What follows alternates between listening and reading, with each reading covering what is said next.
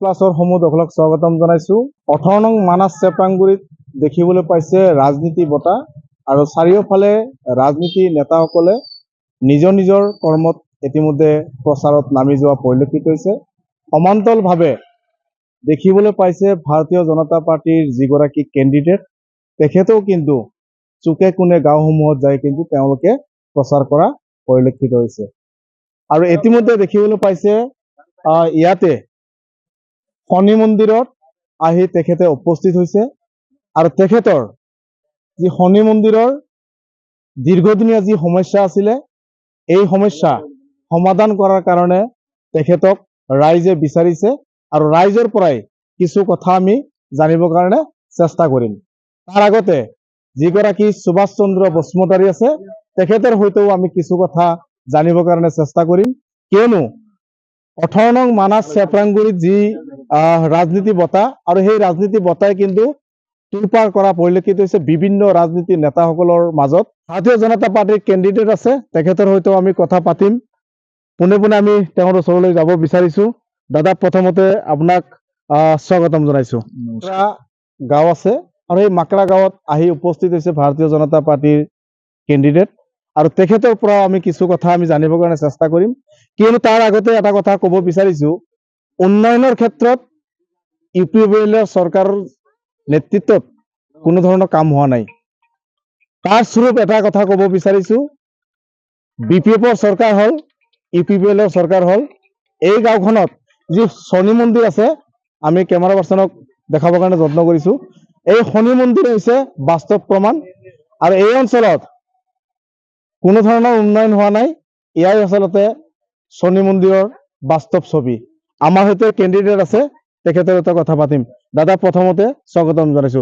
একেবাৰে 18 নং মানাছ চেপৰাংগুৰিৰ লাষ্ট সীমা, কি ক'ব? একেবাৰে এইটো আমাৰ মানাছ চেৰফাঙৰ লাষ্ট সীমা গাঁওখন। আৰু যেনেকৈ উন্নয়ন হ'ব লাগে বা উন্নত হ'ব লাগে সেইটো হোৱা নাই। গাঁওখন পিছ পৰি আছে আৰু সেই পিছপৰা জেগাখন আমি বৰ্তমান যিটো আমাৰ বিজেপি চৰকাৰ যদি আহি যায় আমি ইয়াৰ কাৰণে ব্যৱস্থা যথেষ্ট কৰিম। আৰু ইয়াৰে ৰাইজ কম মানে আমাৰ এই শনি মন্দিৰৰ 2-3 নং দক্ষিণ মাকৰা গাঁৱত উন্নয়ন হোৱা নাই। আমাৰ এই শনি মন্দিৰ আছে আৰু বহুত কাম আছে আৰ কি। এইগিলা কাম ইয়াতে স্কুলৰ পৰা আৰম্ভ কৰি বা ৰাস্তাৰ পৰা আৰম্ভ কৰি বিভিন্ন কাম ইয়াতে দেখা গৈছে যে যথেষ্ট খহনীয়া হোৱা নাই। এইটো আমাৰ এতিয়া আমাৰ চৰকাৰে কৰি দিব লাগে আৰ কি। এইটো আমাৰ ইয়াতে একো কৰা নাই, দেওয়া নাই তো একো কৰা নাই। ইয়াৰ আগত যিগৰাকী কেণ্ডিডেট আছিলে বা ধনেঞ্জয় বসুমতাৰী আছিলে, তেওঁৰ দিনত উন্নয়ন হোৱা নাছিলে নেকি? উন্নয়ন মানে এই হাগ্ৰামাৰ আমলত কিছু সংখ্যক ঘৰ দিছে আৰ কি। আমি তো আৰ আমাৰ ইয়াতে আৰ একো দেওয়া নাই, আহাও নাই। সুভাষ বসুমতাৰী তেখেতক বিচাৰিছে। ৰাইজে কেনেকুৱা, আপোনালোকৰ ৰাইজৰ ফালৰ পৰা কেনেকুৱা উৎসাহ পাইছে? আছে, উৎসাহ আছে। আমাৰ এখানে সব আছে, আমাৰ গাঁৱৰ যিখিনি ৰাইজ আছে। এই কাৰণে তো সুভাষ বসুমতাৰীক ভোট দিম, ভোট দি জয়যুক্ত কৰিম। কিহৰ কাৰণে ভোট দিব? ভোট দিম আমাৰ দেশটো উন্নতি কৰাৰ কাৰণে, সেইকাৰণে আমি সকলোৱে ভোট দিম। আপোনালোকৰ গাঁওখনৰ কি নাম? 3 নং দক্ষিণ মাকৰা। ইয়াতে উন্নয়ন হোৱা নাছিলে? নাই, হোৱা নাই। বিভিন্ন কেণ্ডিডেট আহে, তেওঁলোকে উন্নয়নৰ কাম নাই কৰা নাই, একো কৰা নাই। আপোনালোকে এওঁক কিয় বিচাৰিছে? এওঁক বিচাৰিছো আমাৰ ৰাস্তা ঘাট উন্নয়ন কৰাৰ কাৰণে আমি বিচাৰিছো। এইবাৰ সুভাষ বসুমতাৰীক ভোট দি পদুম ফুলক ছবিত ভোট দি জয়যুক্ত কৰিম আমি সকলোৱে। কি নাম আপনাৰ? মোৰ নাম শ্ৰী সুধাৰানী সৰকাৰ। তাক বিচাৰিছো, তাক ভোট দিম। আপনি কাক ভোট দিব? সুভাষ চন্দ্ৰ বসুমতাৰী ভোট দিম। বিজেপিৰ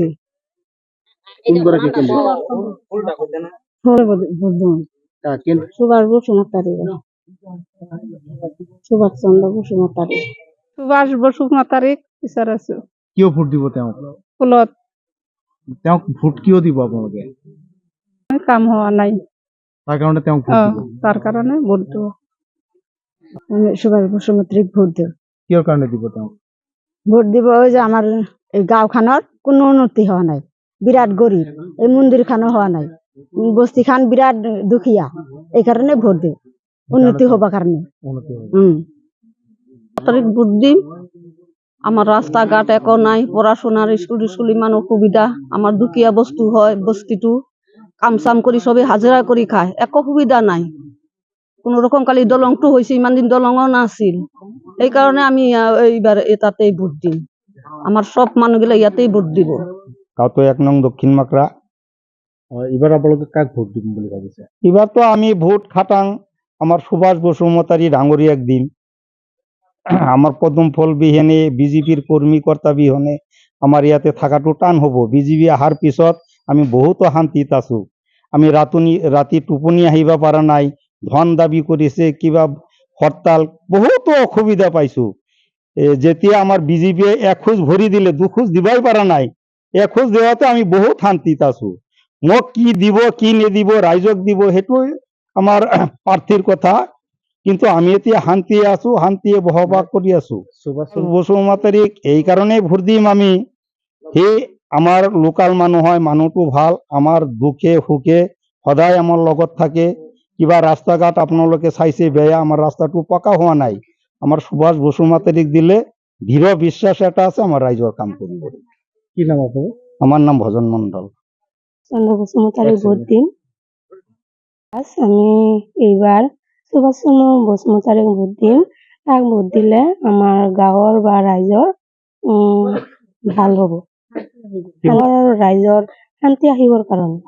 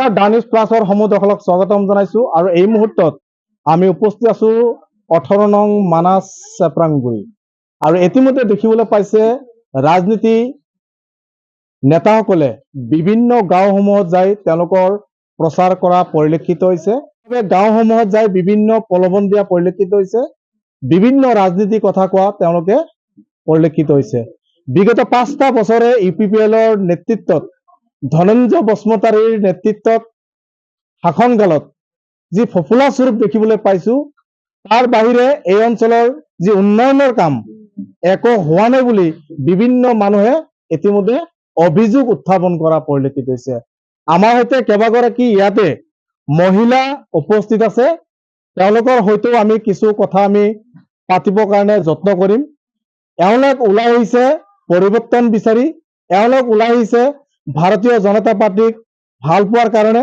তেওঁলোকে ওলাই আহিছে ভাৰতীয় জনতা পাৰ্টিৰ যিগৰাকী কেণ্ডিডেট তেওঁলোকৰ কাৰণে আমি পুনে পুনে এগৰাকী বাইদেউ আছে বাইদেউৰ সৈতে কথা পাতিম বাইদেউ প্ৰথমতে আপোনাক স্বাগতম জনাইছো কি ক'ব নমস্তে আমি হি দলটোক মানে ভাল পাই কিনি আমি আহিছে মানে আমি যাতে ইমান দিন থাকি আমি একো আমি সুবিধা পাওয়া নাই বা সুবিধা যেগুলো ইমান পাওয়া নাই এই কারণে আমি মানে এতিয়া আমি বহুত চাই কিনি মানে আমি যে কি বিজেপি দ্বারে আমি দলত সবকি আহিছে তো আমি এই কারণে আমি বহুত ভাল পাইছো এই কারণে আমি আজি সন্ধিয়া সময়লৈকে আমি আহিছিল ষ্টাৰ্টিঙৰ আমিও যেনিবা আছিল তাৰপিছত মানে হেৰি মানে ইমান 2 বছৰ মানে জিতা নাই 2 বছৰৰ পৰা মানে ডাউন হৈছে তাৰপৰে আজি আকৌ মানে হেৰি ষ্টাৰ্টিং কৰি আৰু আহিছে তো আমি প্ৰথমতে আগত আছিল এতিয়াও আমি ভাল পাই আমি আহিছে আৰু বিজেপিক আপোনালোকে কিয় ভোট দিব আমি বিজেপি হে মানে ইমান দিনৰ মূৰত আমি ইমান হেৰি থাকি একো বস্তু ভবা নাই আজিলৈকে তো সেইকাৰণে আমি ভাবি চিন্তি কৰি আমি ইয়াতে আহিছে তো আগৰো আমি ইয়াতে দিছিল খুৰা তাতে আৰু এতিয়াও আমি ইয়াতে আহিছে কি নাম কেণ্ডিডেট কি নাম সুভাষ চন্দ্ৰ বসুমতাৰী আমাৰ ঘৰৰে মানুহ যেনিবা কি ক'ব মই ভাবিছো বৰ্তমান এই মুহূৰ্তত যিজনে প্ৰাৰ্থী হিচাপে নমিনেশ্যন মনোনীত কৰি দাখিল কৰিছে nomination ৰাইজৰ মাজত ঘূৰি আছে ৰাইজৰ মাজত ঘূৰি আছে তেওঁকে ভোট দিম বুলি ভাবিছো শ্ৰীযুত সুভাষ চন্দ্ৰ বসুমতাৰী চাওক এতিয়া ৰাইজে কি ক'ব খোজে মই নাজানো কিন্তু যিখিনি পৰৱৰ্তী কালত তেওঁ জিতি গ'লে ৰাইজৰ হকে তেওঁ সমাজক যেনেকৈ সন্মান জনাব পাৰে বা ভাল কাম কৰিব পাৰে উন্নয়নৰ কাৰণে তেওঁ কৰিব চাগে মোৰ মনত ভাবিছে সেইকাৰণে মই তেওঁকেই মই মনোনয়ন পত্ৰত মই সহায় মানে তেখেতকে ভোট দিম বুলি ভাবিছে তেখেতক আৰু কেইবাগৰাকী কেণ্ডিডেট আছে বা তেওঁলোকক কিয় ভোট নিদিব UPPL আছে BPF আছে কংগ্ৰেছৰ কেণ্ডিডেট আছে আৰু কেইবাগৰাকী কেণ্ডিডেট আছে বা তেওঁলোকক কিয় ভোট নিদিব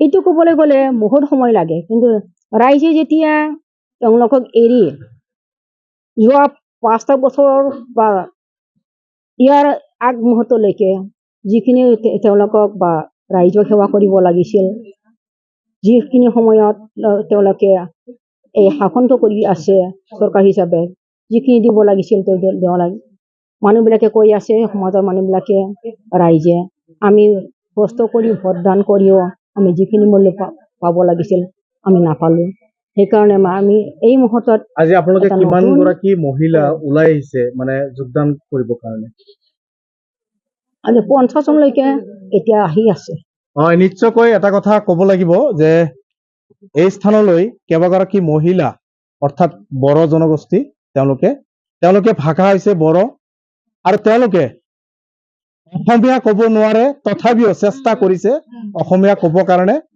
তেওঁলোকৰ মাতৃভাষা বড়ো আৰু তেওঁলোকে এটা কথাই কৈছে যে তেওঁলোকে উন্নয়ন লাগে আৰু পৰিৱৰ্তন লাগে পৰিৱৰ্তনৰ শ্লোগানেদি ভাৰতীয় জনতা পাৰ্টিত ভাৰতবৰ্ষৰ প্ৰধানমন্ত্ৰী নৰেন্দ্ৰ মোদী এতিয়াও শাসনকালত প্ৰধানমন্ত্ৰী হৈ আছে আৰু অসমত ডক্টৰ হিমন্ত বিশ্ব শৰ্মাৰ নেতৃত্বত চৰকাৰখন চলি আছে আৰু BPFৰ নেতৃত্বত বা UPPLৰ নেতৃত্বত তেওঁলোকে মিত্ৰতা কৰাৰ কাৰণে বাৰে বাৰে ডক্টৰ হিমন্ত বিশ্ব শৰ্মা কৈ আহিছে তাৰ পিছতে কিন্তু ডক্টৰ হিমন্ত বিশ্ব শৰ্মাই অকলশৰীয়াকে BTRৰ ইলেকশ্যন নিজাববীয়াকে খেলিবৰ কাৰণে প্ৰস্তাৱ লৈছে তাৰ পিছতে কিন্তু বিভিন্ন গাঁওসমূহত কেণ্ডিডেট ওলাই আহিছে আৰু সেইগৰাকী কেণ্ডিডেট হৈছে জনপ্ৰিয় নেতা আৰু এই জনপ্ৰিয় নেতাগৰাকীৰ মাজত ওলাই আহিছে এইসকল বড়ো জনগোষ্ঠীৰ মহিলাসকল আৰু তেওঁলোকে আজি ভাৰতীয় জনতা পাৰ্টিত নিজ ইচ্ছাত নিজ হক জ্ঞানে তেওঁলোকে ওলাই আহিছে আপোনালোকে নিজৰ চেষ্টাত ওলাই আহিছে না কোনোবাই টকা বা পইচা এনেকে প্ৰলোভন দিয়া এগৰাকী কেণ্ডিডেট আপোনালোকক বিচাৰিছে আমি এইটো পইচা কাৰণে অহা নাই আমি তিনিদিনৰ মানে আমাৰ যদি এই অঞ্চলত যদি থাকে এটা জিম ভালখিনি তেতিয়াহ'লে আমাৰো সুখী সুবিধাটো ভাল হ'ব না নাই আমি ইমান দূৰতো বেছি আমি যাব নোৱাৰে যাব লাগিলে তেল খৰচা কি খৰচা সেইবিলাক লাগব সেইকাৰণে আমি জাগাৰ যদি থাকিলে জিম এনেকে থাকিলে ভাল আমাৰ সুবিধা মানে চালানী মাছ নালাগে নালাগে আমাক লোকেল মাছে লাগে আমাক আপোনাক মানে চালানী মাছ লাগে না লোকেল মাছ লাগে লোকেল মাছ যিকোনো খবৰৰ বাবে যোগাযোগ কৰক 7099017330 লগতে 7099017110 নম্বৰত